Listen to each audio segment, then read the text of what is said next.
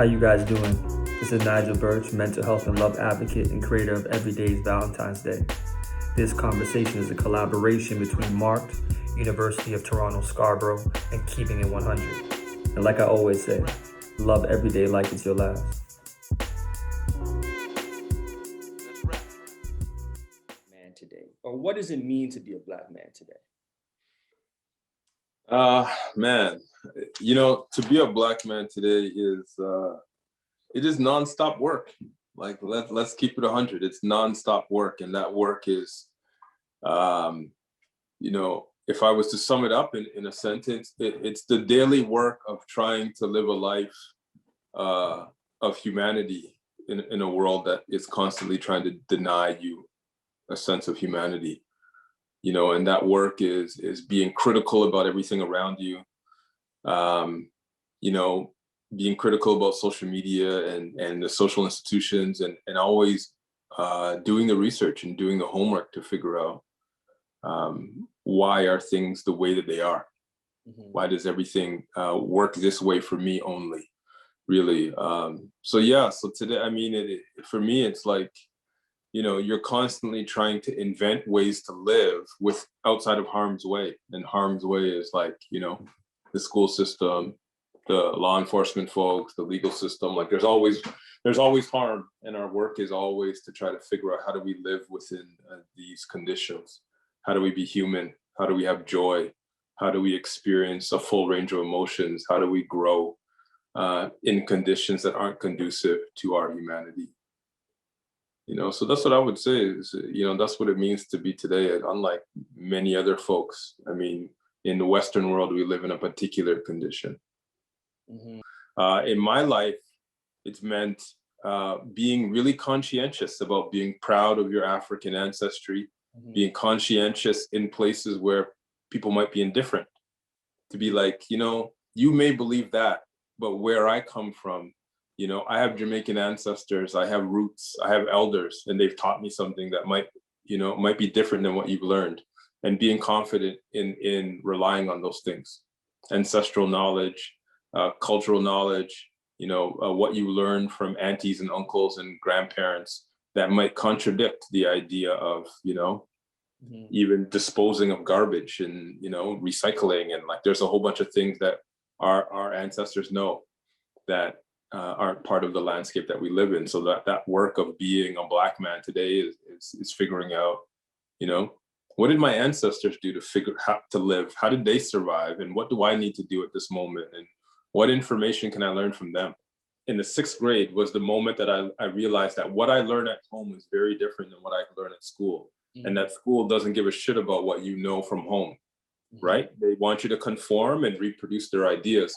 So I learned really quickly that I need to cherish what I can learn from my elders and from the relatives I have in Canada, and use that information as a way to decipher what it is I'm being told to buy on television and what I'm being told to consume conspicuously, and really putting these two different sets of ideas together to combat one another. So like, if the television is telling me to eat, sugary cereals, one must ask, well, what does my grandfather do? Does he eat sugar? He's 100 years old. Does he eat sugary cereals every morning? And just being in a constant recognition that, the world that we live in is not necessarily designed for me. So you need to be very conscientious about how you engage with things and have your own independent knowledge systems. So with knowledge being so important to someone's self-esteem and self-concept, where would you tell a young man to start if let's say he just doesn't have a pathway to that discovery? What were some steps you would give him if he didn't have a mentor and he's like, what, I need to figure out, there's something in him that's sparking this idea that I'm bigger than the tropes or what society's saying to me. Yeah. Where would you empower him to begin his journey?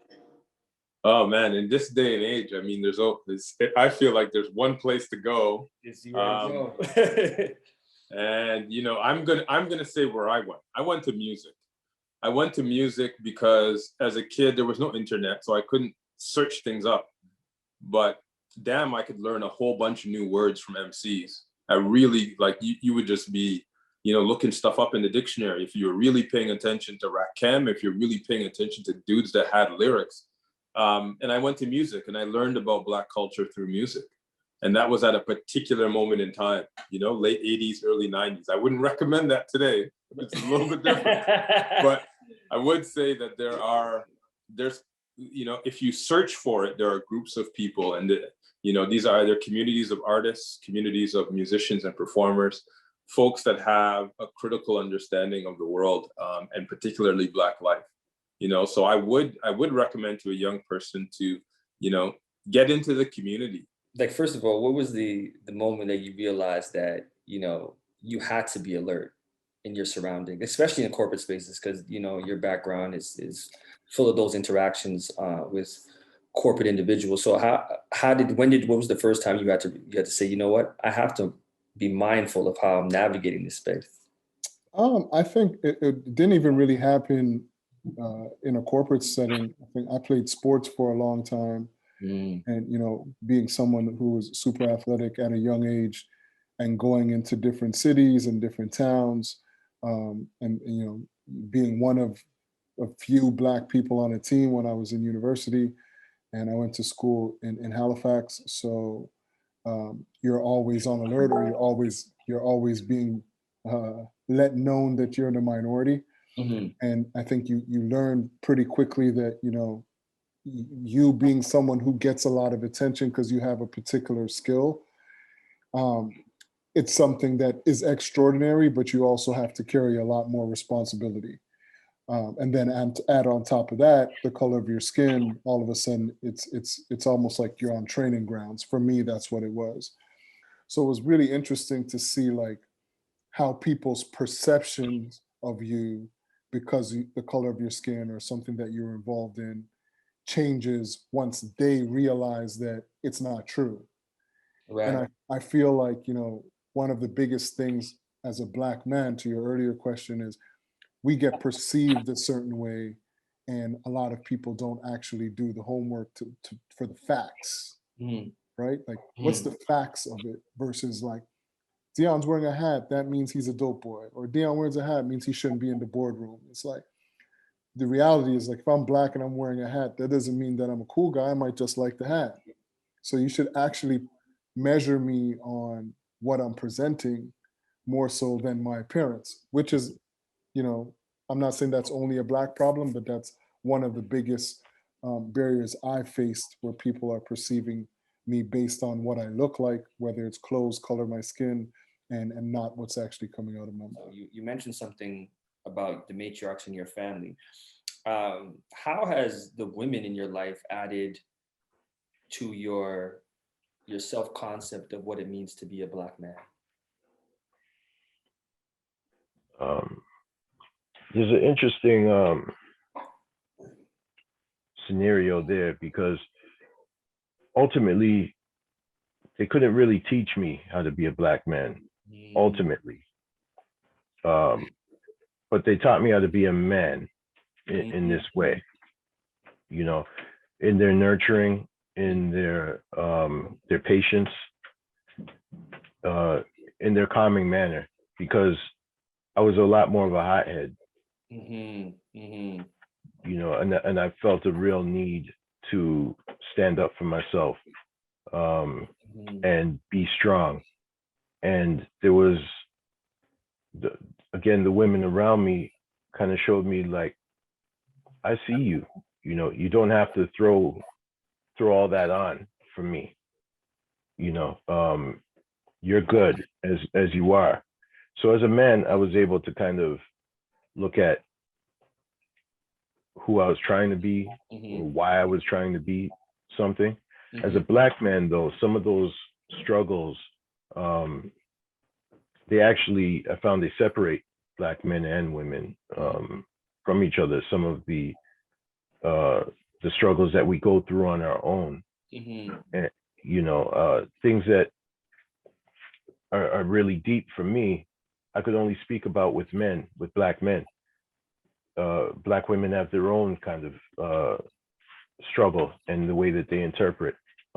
We as Black people have that combined, but there's something and it kind of speaks to intersectionality in a way. Yeah, You know, sure.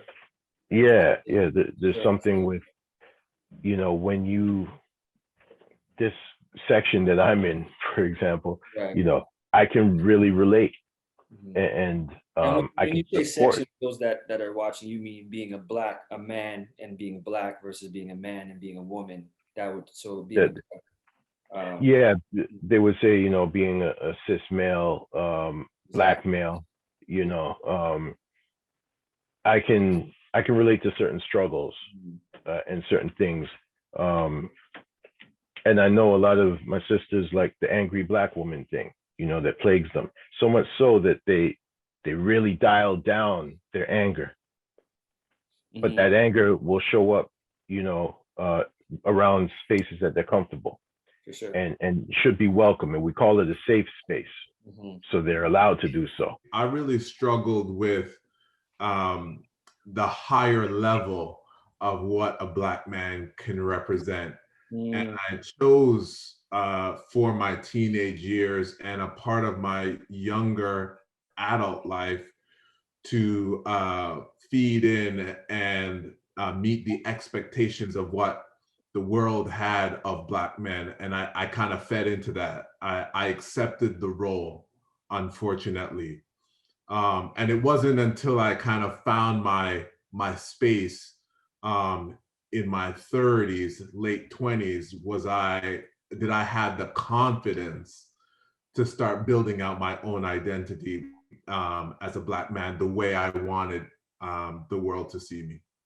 Okay, you said some powerful things there. So I want to go back to two things. One, the space. Tell me what that space looks like. Is that space your purpose space? Was that when you start to carve out your purpose? And how did you find that space? Like, how did you like? What was was because I think 2 points I want to make is you said something about a mentor, and you said something about space. So did the mentor help you carve into that space, or did the space come out through knowledge finding or seeking somebody in particular? What was it that was the aha that said, this is where I want to be. This is the space that I'm going to live in. You know, it was a personal journey for the most part, I would say, and I certainly don't want to, shout out to all of the mentors that have touched my life, particularly the men, my uncles, close friends that help guide a very troublesome teenager. Uh, so Sure. from a discipline perspective, there were mentors, but this was about a personal journey. I didn't have much expectations of my life or for a career as I came into my teenage years in high school, and it was ironically a teacher, an Italian teacher, Mm, who taught me that the expectations were more than what I had of myself. And once I got the taste of that, Nigel, hmm. once I understood that I could be successful, I could be better, then that's once I got that taste, it was game over. And then I started to find my purpose, Okay. moving from being a 50 average student in grade 10 to graduating on the honor roll to leaving college in the top 3 of my class. Mhm. That wasn't the story in my younger teenage years, and it was a transformation over those years that were critical for me. So would you say that that helped to forge your self-concept and your self-esteem? Was it? I know you said it's a journey, but that particular teacher that you recall, was that would you say the one of the humble beginnings of you starting to say, as a Black man, I can do this. Like, this is, it's possible. Absolutely, because at that time, my aspirations was, well, man, I'll just be a police officer. Right. And I find that ironic because at the time, you know, Absolutely. Say no more. I'm not sure where I got that, but maybe it was something that I saw a lot of, and that's why. But yeah, I mean, you know, Nigel, when I left high school, I wrote in my yearbook that I was going to rule the advertising world. Come on now. And I point to it. It's actually right over there. I point to it when I talk to my kids, and I open it up, and I was like I was nothing then. I didn't have money, two coins to rub together, but somehow that interaction at that school allowed me to open up my view of who I could be in the future.